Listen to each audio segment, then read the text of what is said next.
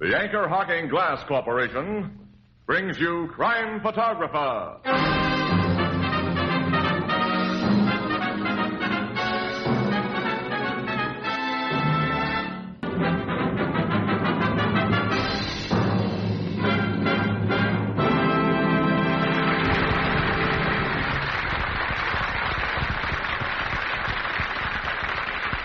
Good evening, ladies and gentlemen. This is Tony Marvin.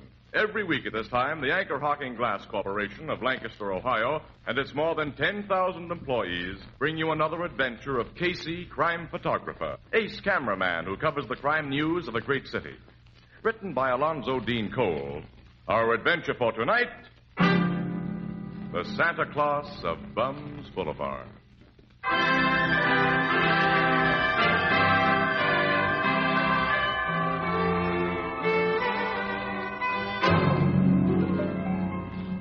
Christmas, about 1 o'clock in the afternoon, the Blue Note Cafe. Ethelbert, the head bartender, gazes sympathetically at the two glum faces opposite him, sighs and... Casey, I know just how you and Miss Williams feel. It ain't right to have to work on Christmas Day. Well, the three of us should have different jobs, Ethelbert. And say, Ethelbert, where's Herman Chittison? Well, he's having Christmas dinner with his family, the lucky dog. Johnny Paul dropped in to play the piano for us today. Oh, good. Oh, my holidays don't mean a thing in our racket, Ethelbert.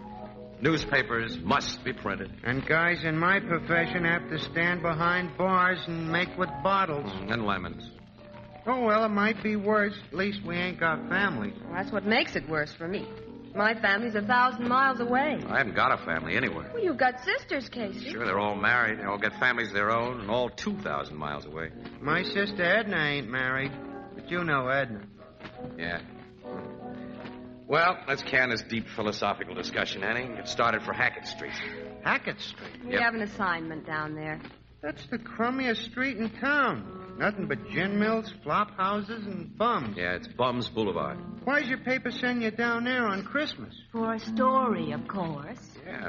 Ethelbert, you know, for the past 2 years, at exactly 1:30 on Christmas Day, a guy has shown up at the corner of Hackett and Finley with a wad of new $1 bills, which he's handed out to all the rummies around there. Then when his wad is gone, he's beat it, without telling anybody who he is, where he's from, or anything. If he shows up again this year, City Desk wants pictures of him and a complete yarn about him. We'll play him up as the Santa Claus of Bums Boulevard. The guy must be nuts, giving good dough away to a bunch of lushes who'll spend it on nothing better than cheap hooch.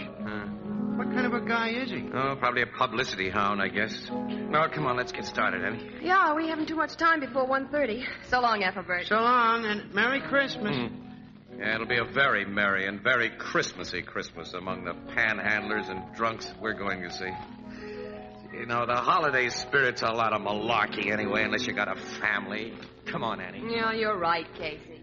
Yeah, he's right. Walter, bring up some lemons.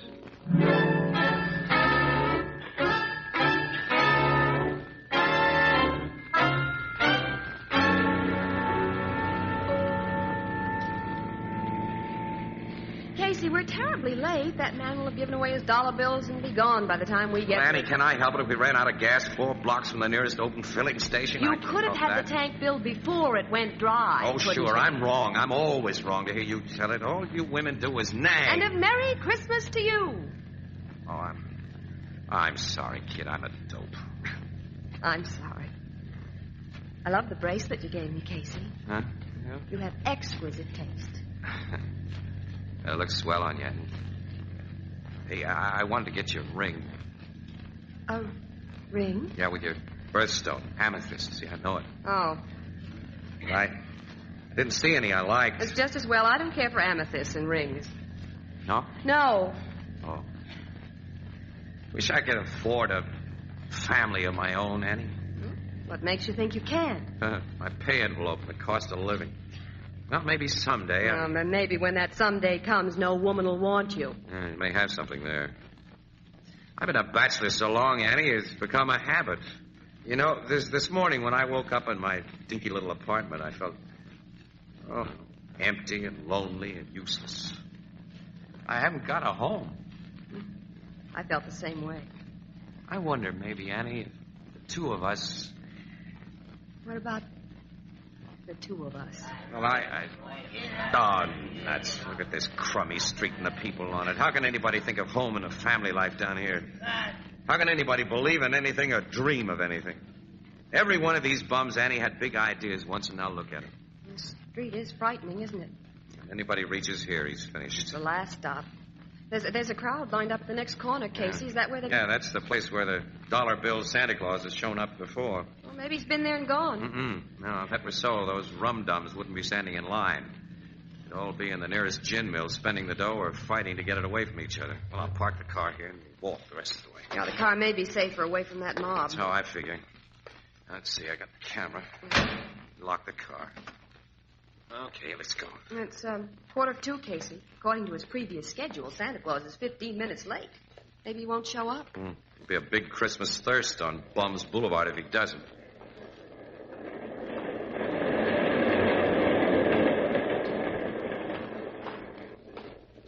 I'm sorry. Pardon, mister. I didn't see you. Oh, it's okay, sister. Take it easy now. I'm all right. Don't I know you? I don't think so. Holy. Miss Arnold. We're both mistaken. I don't know you, and you don't know me. Excuse me for bumping you. Goodbye. Casey, what? Annie. That dame is Julia Arnold. Julia Arnold? She was a big actress, a great star. Julia? She was a Broadway sensation when I was in college. Why, she was beautiful. Oh, Casey, that woman can't The way be she this... denied her identity proves she is, Annie. I heard that Julia Arnold hit the skids, but... Oh, Casey. She was married to a nice guy who got killed in the war, and then her kid died, and she... It's not nice, is it? And spare dime, mister? Mr. Dime.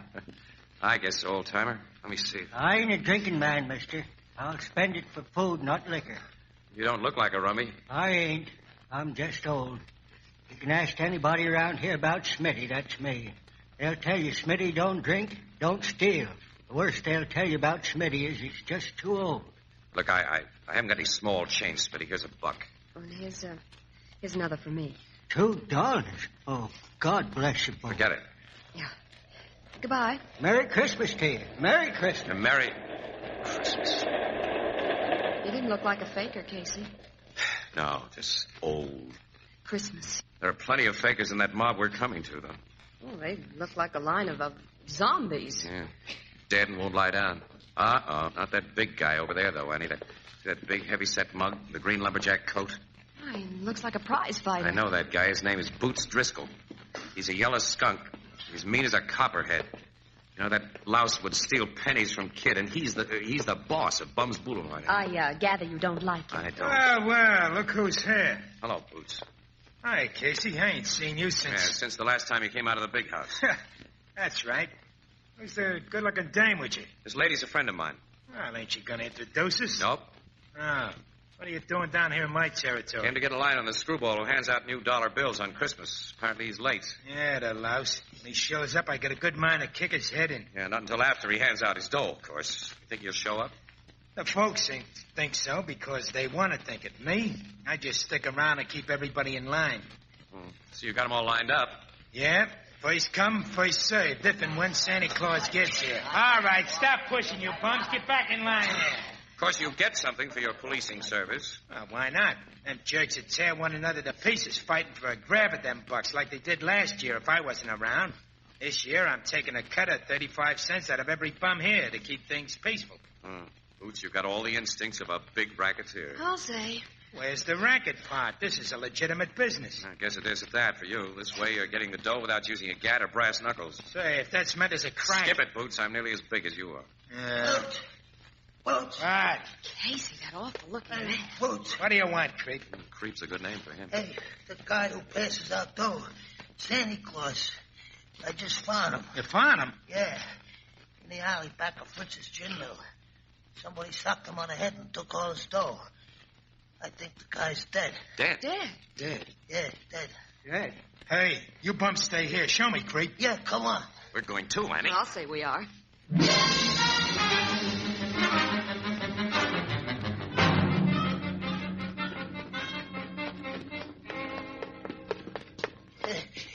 There he is, Boots. Found behind them beer kegs. Yeah, I see it, Creep. Hey, his pockets have been turned out. He's been rolled. There ain't a dime left on him. You'd be sure of that. He's so still, Casey. Is he dead? No. His heart's good and strong, eh? He's only been knocked out. He's such a little man. Such a mild, gentle-looking little man. Oh, who could have done I'll it? find out who took the dough he meant to give us. And when I do... Shut up, Boots. The guy just opened his eyes. He's coming to. Yeah. Who are you? Just a guy who wants to help you, mister. My head aches. Yeah. It'd be a miracle if it didn't. Been slugged hard. Yes. Something hit me. Did you see the rat who hit you? The rat who took your dough? My dough? Yeah, you've been rolled, fella. Your money's gone. Oh, the money. Who got it? I can't say. How much did you have on you? $300 in new $1 bills. $300. Maybe the cops can get it back. Annie, see if we can find a telephone. No, don't call the police. Why not? You've been assaulted and robbed. But my head doesn't hurt very much now. I haven't been really injured. And I'm sure the thief will return the money. Return? When he becomes aware that it belongs to his neighbors, to his comrades down here. You see, I meant to give it away. You think the thief will return it on that account? When he thinks about it, yes. This guy must be nuts. Thieves can be good people. Mister, you haven't been around much. You got as much chance of getting that dough back as I have of being elected a Supreme Court judge. If you had taken the money, wouldn't you return it under the circumstances? Me? Well, of course. I'm different. Well, you're different from the guy who got the 300, Boots. He has it and you haven't. But maybe I'm wrong. What do you mean? At what time do you think you were hit and robbed, mister? I entered the alley at about 20 minutes of 2. And I've been on that corner where you met me, Casey, ever since 1 o'clock. Every bum in that line will say so. You can't pin this on me. Okay, Boots, but you should understand my natural suspicion. Yeah. You, creep. Yes, sir. What were you doing in this alley when you found him? Well, I was just walking through, honest. I seen a foot sticking out from in back of them caves, and well, when I looked closer, there this guy was. Well, I didn't take his toe, Boots. Don't look at me like that. I believe you, creep. Why shouldn't I? Well, I don't. Let go of my collar. Shut up, creep. Mr. Santa Claus, whether you like it or not, I'm going to find a cop and have this creep guy searched. Wait. You're not the wrong person. And I will make no complaint. What? There's nothing you can do, Casey, if that's how the little guy wants it. It is how I want it. You gotta let me go. Okay. If you insist on being a sap, mister, it's your hard luck, not mine. Well, come on, Annie. Let's get out of here. Well, I'd like to, Casey, but I've been assigned to interview this gentleman. Oh, that's so, yeah. Interview me? Yeah. To begin with, what's your name?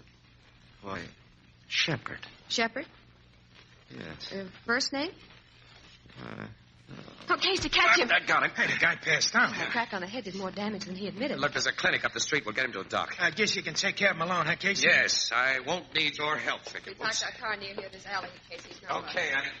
Well, I'll be getting along myself, Boots. So long. Oh, no, creep. Hey, why you grabbing my arm? You're going to give me that $300 you took.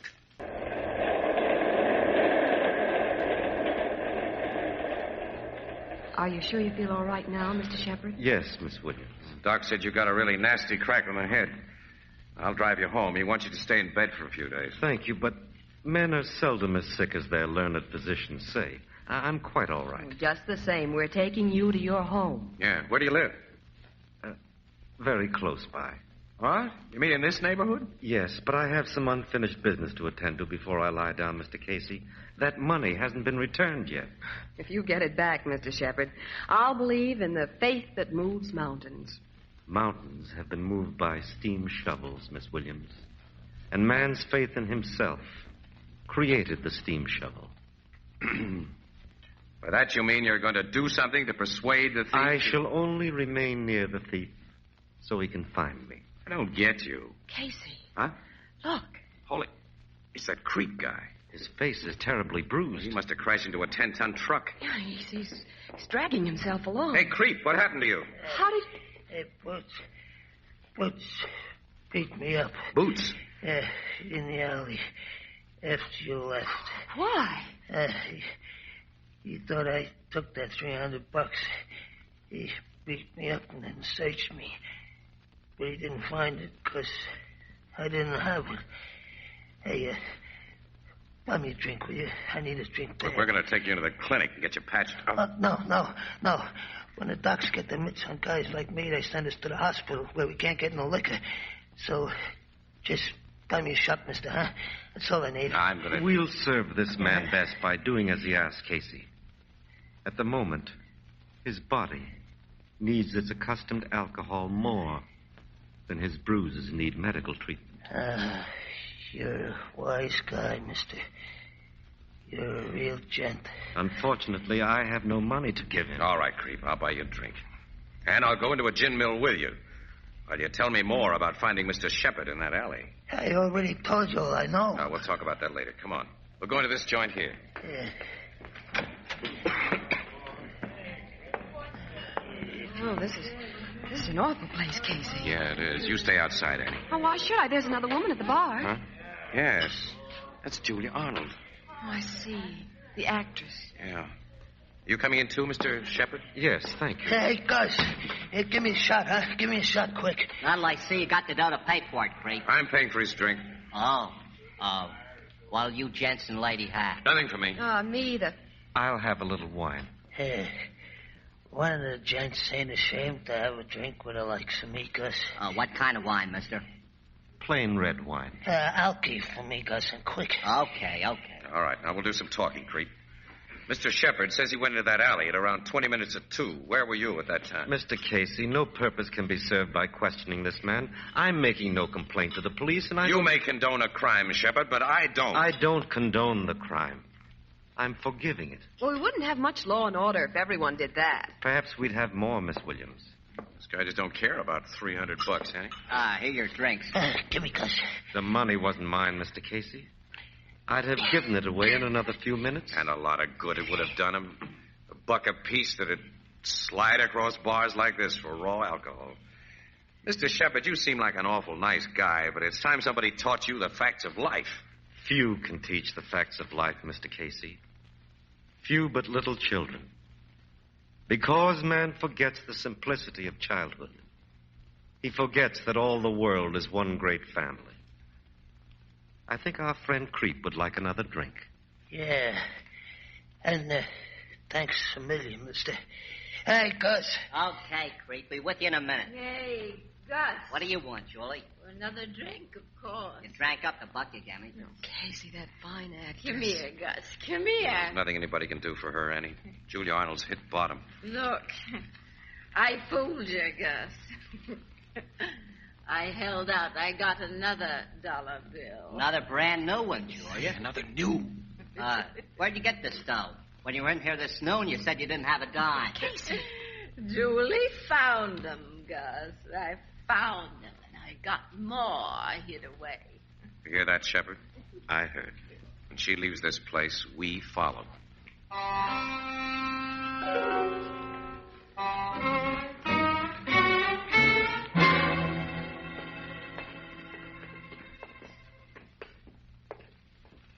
She's turned it into the same alley where you were robbed, Mr. Shepard. I see, Miss Williams. We saw her come out of that same alley just a little while before Creep found you. Poor woman. Yeah, it's a rotten shame. Julia Arnold was a fine person once. She can be a fine person again. Casey, why didn't you let Creep come here with us? Oh, because these bums all stick together. I know how they act.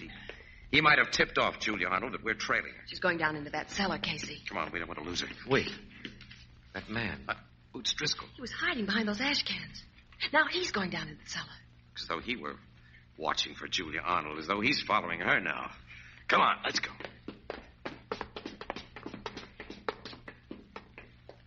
There are rooms down here. She probably lives in this cellar. Yeah, but which door? Get out of here. Her voice. That door, Casey. We're going in, all right. What? Let her go, Boots. I said let her go. They broke my arm. What's the big idea, Boots? Ask her. He came to rob me. He said he'd make me tell where my money was hid. And you're going to tell me all of you. Stick up your hands. Casey. The man has a gun. I see. Stick them up, I said. Okay, Boots. But you're losing what little mind you ever had. A lousy $300. Shut up, Casey. This is my territory. I'm forced, and I don't take no double crossing. Hand it over, Julie, or... I haven't $300. I don't know what you're talking about. Hand it over. Don't shoot. I'll give you what I have. I found $6 bills in the alley today. Here are the 4 I have left. You're bluffing, but I ain't. Give me that 300. Keep back, Casey. You get it first. You're crazy, Boots. Listen. Shut up. This is your last chance, Julie. Give me that 300 or... Don't, Boots. Huh? She ain't got it. Creep. I got it. I stole it and I hid it. Here it is. You lousy double-crosser. Mr. Shepard, I'm sorry for what I did to you. I ain't never been no good. Standing at that bar with you, you drinking with me like I wasn't just a rat. I don't know. I had to get the dough I'd hid and bring it to you. I'm sorry I had to hand it over to Boots. You gave it to him to save this woman's life, Creep. Yeah, I guess I did. Another thing, I dropped them 6 new dollar bills on purpose in the alley when I saw Julie coming so she'd find them and spend them and take the rap from me. There'll be no rap for anyone. You said it. None of you birds are going to live to squeal on me. You don't want to shoot us, Boots. Don't I?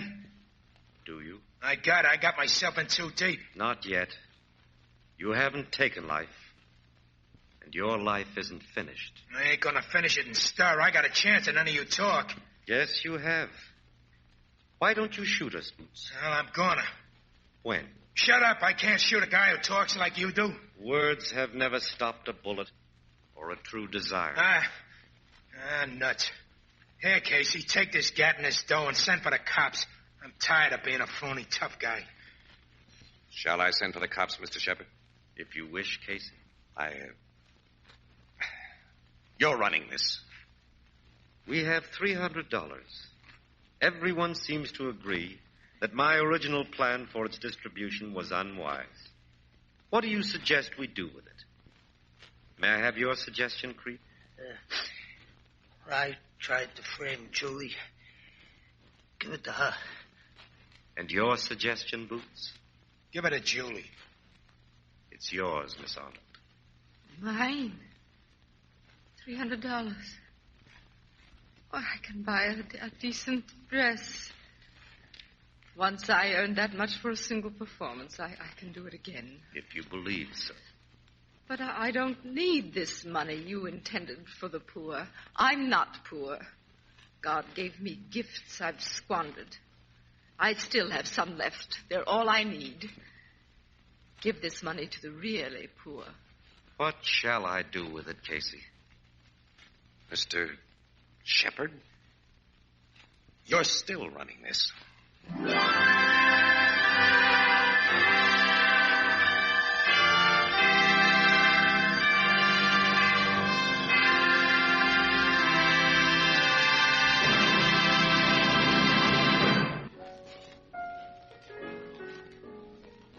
So Mr. Shepard gave the dough to that old man who panhandled you and Miss Williams, huh, Casey? Yeah. Smitty, who didn't drink and didn't steal. Was just old. What do you suppose Smitty did with it, Ethelbert? How should I know? He was so happy he had to make others feel the same way. He played Santa Claus. You mean? Yeah. He stood on a corner of Bum's Boulevard and handed out those dollar bills. Funny, wasn't it? Yeah. He was like a little child who hadn't forgotten that all the world is one big family. That's a pretty thought. I got it from Mr. Shepard. He sounds like a very interesting guy. What'd you find out about him, Miss Williams? Him personal, I mean. Nothing. While we were watching old Smitty give his money away, Mr. Shepard wandered off and we lost him. Think we'll find him again? Well, I hope so. So do I. But you don't know his address or even what business he's in? No. But he told me he was once a carpenter.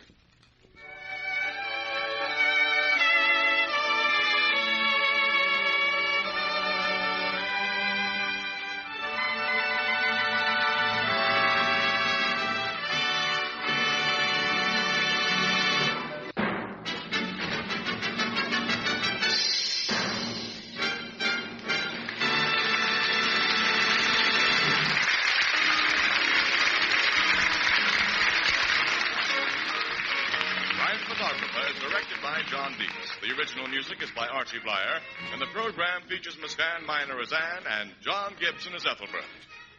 This is Tony Marvin saying goodnight for the Anchor Hocking Glass Corporation of Lancaster, Ohio, with offices in all principal cities of the United States and Canada.